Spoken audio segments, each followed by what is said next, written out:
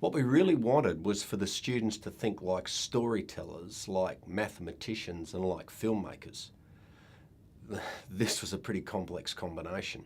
We wanted to make sure there were connections to the Australian curriculum, and it became apparent really early that there were many. This wasn't an easy undertaking. There are lots of challenges, but what I like is that film is visual, it's subjective, and it's a medium that provided students with the opportunity to work with and use technology. After conceptualising the problem, we made sure that the story had a clear synopsis. A synopsis is like a brief summary, a brief overview of what your story is going to be about. In other words, we wanted the students to clearly describe their story in one sentence. And remember that your synopsis contains some describing words. Andrea said, a disorganised family. So it gives me a bit of an idea what the family was like. So use some describing words, use some location words. Your synopsis should have a bit about who, what, where, and when.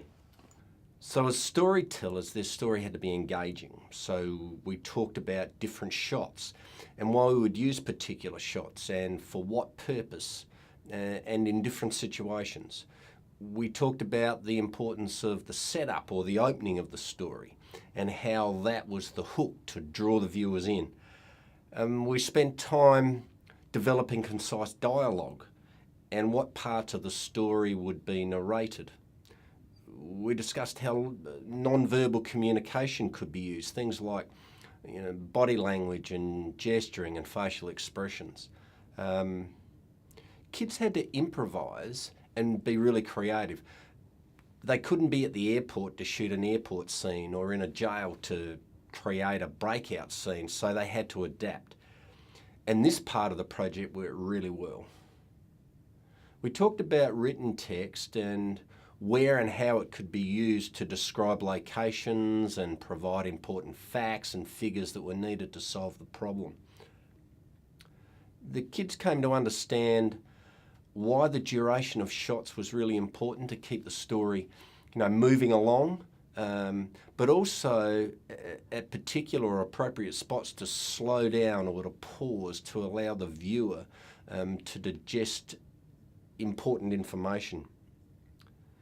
In this kind of chapter of the project, if you like, it was really evident kids were becoming more media literate.